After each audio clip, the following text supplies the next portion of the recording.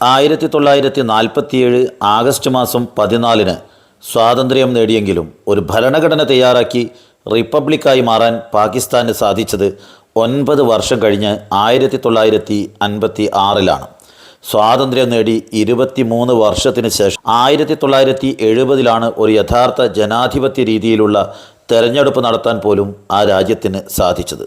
അപ്പോഴേക്കും പാകിസ്ഥാനിൽ 7 പ്രധാനമന്ത്രിമാരും 2 പട്ടാള ഭരണാധികാരികളും ഭരണം നടത്തി കഴിഞ്ഞിരുന്നു.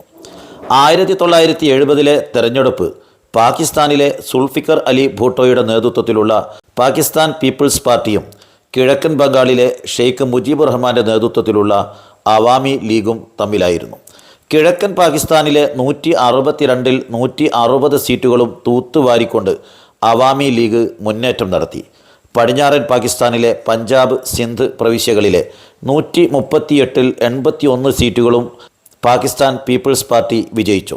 അവാമി ലീഗിന് വ്യക്തമായ ഭൂരിപക്ഷം കിട്ടിയെങ്കിലും ബംഗാളികളെക്കാൾ ഉയർന്ന ജീനുകളാണ് തങ്ങളുടേതെന്ന് കരുതിയ പടിഞ്ഞാറൻ പാകിസ്ഥാനിലെ രാഷ്ട്രീയ നേതാക്കൾ തെരഞ്ഞെടുപ്പ് വിധി അംഗീകരിക്കാനോ മുജീബ് റഹ്മാന് അധികാരം കൈമാറാനോ തയ്യാറായില്ല. മുജീബ് റഹ്മാന്റെ നേതൃത്വത്തിൽ ഉണ്ടാക്കുന്ന ഗവൺമെൻറ്റിനെ അനുകൂലിക്കാൻ എതിരാളിയായ സുൽഫിക്കർ അലി ഭൂട്ടോ ഒരിക്കലും തയ്യാറായതുമില്ല. പ്രസിഡന്റ് യഹിയ ഖാൻ പാർലമെൻറ്റ് വിളിച്ചുകൂട്ടാതെ മുജീബ് റഹ്മാനെ പ്രധാനമന്ത്രി സ്ഥാനത്തേക്ക് ക്ഷണിക്കാതെ തീരുമാനം അനന്തമായി നീട്ടിക്കൊണ്ടുപോയി. ഒരു തരത്തിൽ മുജീബ് റഹ്മാൻ പ്രധാനമന്ത്രിയാകുന്നത് തടഞ്ഞു. തെരഞ്ഞെടുക്കപ്പെട്ട അവാമി ലീഗിൻ്റെ അംഗങ്ങളെ കൊണ്ട് ബംഗ്ലാദേശ് രൂപീകരണത്തിന് മുജീബ് റഹ്മാൻ പ്രതിജ്ഞയെടുപ്പിച്ചു. പാകിസ്ഥാൻ പിളർന്ന് രണ്ടാവാനുള്ള തുടക്കം അവിടെയായിരുന്നു. മുജീബ് റഹ്മാൻ്റെ ആവേശോജ്വലമായ പ്രസംഗങ്ങൾ ബംഗാളികളെ ആവേശം കൊള്ളിക്കാൻ തുടങ്ങി. പാകിസ്ഥാൻ പട്ടാളം ബംഗ്ലാദേശികളെ കൂട്ടക്കുരുതി ചെയ്യാൻ തുടങ്ങി.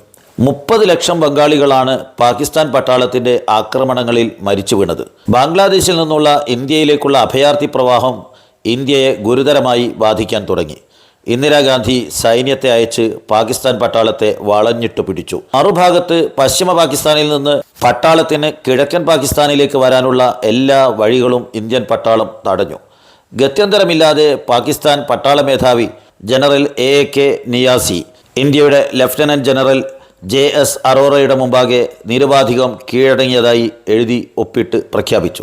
1971 മാർച്ച് മാസം 24 ബംഗ്ലാദേശ് സ്വതന്ത്ര രാജ്യമായതായി ഷെയ്ഖ് മുജീബുർ റഹ്മാൻ പ്രഖ്യാപിച്ചു. ഒരു ജനാധിപത്യ സോഷ്യലിസ്റ്റ് മതേതരത്വ ഭരണകൂടമാണ് ഷെയ്ഖ് മുജീബുർ റഹ്മാൻ സ്വപ്നം കണ്ടത്. എന്നാൽ ഒരു വിഭാഗം മത യാഥാസ്ഥിതികവാദികൾ എന്നും അതിന് എതിരായിരുന്നു. ബംഗ്ലാദേശിൽ തന്നെ വലിയൊരു വിഭാഗം പാകിസ്ഥാനോട് വിധേയത്വം പുലർത്തുന്നവരും ഉണ്ടായിരുന്നു. ബംഗ്ലാദേശ് ജമാഅത്തെ ഇസ്ലാമി അവർക്ക് ഊർജം പകർന്നു. ഇന്ദിരാഗാന്ധിയുമായി 25 വർഷത്തേക്ക് സൗഹൃദ കരാർ ഒപ്പിടാനുള്ള മുജീബുർ റഹ്മാൻ്റെ തീരുമാനം ഒരു രാജ്യത്തിൻ്റെ അടിമത്തത്തിൽ നിന്ന് മറ്റൊരു രാജ്യത്തിൻ്റെ അടിമത്തത്തിലേക്കുള്ള മാറ്റമായി പ്രചരിപ്പിച്ച് ബംഗ്ലാദേശ് വികാരം ആളിക്കത്തിക്കാൻ പ്രതിയോഗികൾ ആവും പോലെ ശ്രമിച്ചു. 1975 ആഗസ്റ്റ് മാസം 15 തൻ്റെ ഔദ്യോഗിക വസതിയിൽ വെച്ച് ഷെയ്ഖ് മുജീബുർ റഹ്മാനും ഭാര്യ ഫാസിലത്തുന്നിസയും മൂത്ത മകൻ ഷെയ്ഖ് കമാലും കമാലിൻ്റെ ഭാര്യ സുൽത്താന കമാലും രണ്ടാമത്തെ മകൻ ഷെയ്ഖ് ജമാലും ജമാലിൻ്റെ ഭാര്യ പർവീൺ ജമാൽ റോസിയും മുജീബ് റഹ്മാൻ്റെ ഏറ്റവും ഇളയ സഹോദരനായ അബു നാസറും മുജീബ് റഹ്മാൻ്റെ 10 വയസ്സ് മാത്രം പ്രായമായിരുന്ന ഇളയ മകൻ ഷെയ്ഖ് റസലും അതിക്രൂരമായി കൊല്ലപ്പെട്ടു. 2 മരുമക്കളും ഏതാനും മാസങ്ങൾക്ക് മുമ്പ് മാത്രം വിവാഹിതരായവരായിരുന്നു. അതിക്രമം നടക്കുമ്പോൾ സംരക്ഷണത്തിന് വേണ്ടി ഷെയ്ഖ് മുജീബുർ റഹ്മാൻ ആവർത്തിച്ച് ആവശ്യപ്പെട്ടെങ്കിലും പട്ടാള മേധാവികൾ ചെവിക്കൊണ്ടില്ല. എല്ലാവരും ചേർന്ന് ഉറപ്പിച്ച് തീരുമാനിച്ച വധശിക്ഷ നടപ്പിലാക്കുകയായിരുന്നു. അക്കാലത്ത് ജർമ്മനിയിലായിരുന്നതുകൊണ്ട് മാത്രം മുജീബ് റഹ്മാൻ്റെ 2 പെൺകുട്ടികളായ ഷെയ്ഖ് ഹസീന വാജിദും ഷെയ്ഖ് രഹാനയും രക്ഷപ്പെട്ടു. ഇരുവരും പിന്നീട് ഇന്ത്യയിൽ രാഷ്ട്രീയ അഭയം തേടി. തുടർന്ന് അധികാരത്തിൽ വന്ന യണ്ടാക്കർ മുഷ്താഖ് അഹമ്മദിൻ്റെ സർക്കാർ മുജീബ് റഹ്മാൻ്റെ ഘാതകർക്ക് പൊതുമാപ്പ് നൽകി. 1996 പൊതു തെരഞ്ഞെടുപ്പിൽ മുജീബ് റഹ്മാൻ്റെ മകൾ ഷെയ്ഖ് ഹസീനയുടെ നേതൃത്വത്തിൽ അവാമി ലീഗ് അധികാരത്തിൽ വന്നതോടെ കാര്യങ്ങൾ മാറിമറിഞ്ഞു. 23 വർഷം മുമ്പ് തൻ്റെ പിതാവിനെയും സഹോദരങ്ങളെയും അമ്മാവനെയും ഒന്നടങ്കം കൂട്ടക്കുരുതി നടത്തിയ പട്ടാള മേധാവികൾക്കും ബംഗ്ലാദേശ് ജമാഅത്തെ ഇസ്ലാമി നേതാക്കൾക്കും എതിരെ അവരുടെ മനസ്സിൽ പക എരിഞ്ഞു പുകഞ്ഞുകൊണ്ടിരിക്കുകയായിരുന്നു. പ്രതികൾക്ക് പൊതുമാപ്പ് നൽകിക്കൊണ്ടുള്ള ഓർഡിനൻസ് റദ്ദാക്കിക്കൊണ്ട് അവർ മുജീബ് റഹ്മാൻ്റെ ഘാതകരുടെ വിചാരണ ആരംഭിച്ചു.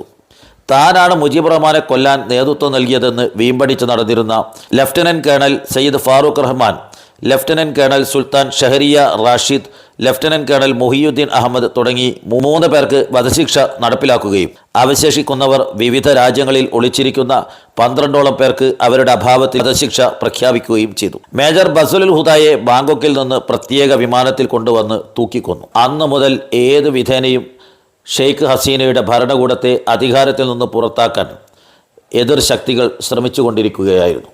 ആ ശ്രമങ്ങളാണ് ഇപ്പോൾ വിജയത്തിലെത്തി നിൽക്കുന്നത്. ബംഗ്ലാദേശിൽ ജനാധിപത്യ മതേതരത്വ സോഷ്യലിസ്റ്റ് ഭരണകൂടത്തെ കെട്ടിപ്പടുക്കാൻ ശ്രമിച്ച തകർന്നടിഞ്ഞ സാമ്പത്തിക വ്യവസ്ഥിതിയെ സമുദ്ധരിച്ചുകൊണ്ട് ഏഷ്യയിലെ മികച്ച സാമ്പത്തിക ശക്തിയാക്കാൻ ശ്രമിച്ച ഷെയ്ഖ് ഹസീനയുടെ ഭരണകൂടത്തെ തകർത്തതിലൂടെ ബംഗ്ലാദേശ് വീണ്ടും പഴയ ദരിദ്ര രാജ്യ പദവിയിലേക്ക് തിരിച്ചു പോകാനുള്ള സാധ്യത ഏറെയാണ്. മുജീബ് റഹ്മാൻ്റെ ഘാതകർക്ക് വധശിക്ഷ ഉറപ്പാക്കുകയും അതിന് ഒളിഞ്ഞും തെളിഞ്ഞും പിന്തുണ കൊടുത്തിരുന്ന ജനറൽ സിയാവുർ റഹ്മാൻ്റെ ഘാതകർക്കെതിരായ വിചാരണ ആരംഭിക്കുകയും ചെയ്തുകൊണ്ട് ഒരു ജനാധിപത്യ മനോഭാവമുള്ള ഗവൺമെൻറ്റാണെന്ന് ബോധം നൽകുകയും അതുവഴി ബംഗ്ലാദേശിൽ സ്ഥിരതയുള്ള സർക്കാരുകൾ അധികാരത്തിൽ വരാനുള്ള സാഹചര്യമൊരുക്കുകയും ചെയ്ത ഷെയ്ഖ് ഹസീനയുടെ അട്ടിമറി ഭാവിയിൽ അരക്ഷിതാവസ്ഥ സൃഷ്ടിക്കാനുള്ള സാധ്യത കൂടുതലാണ്.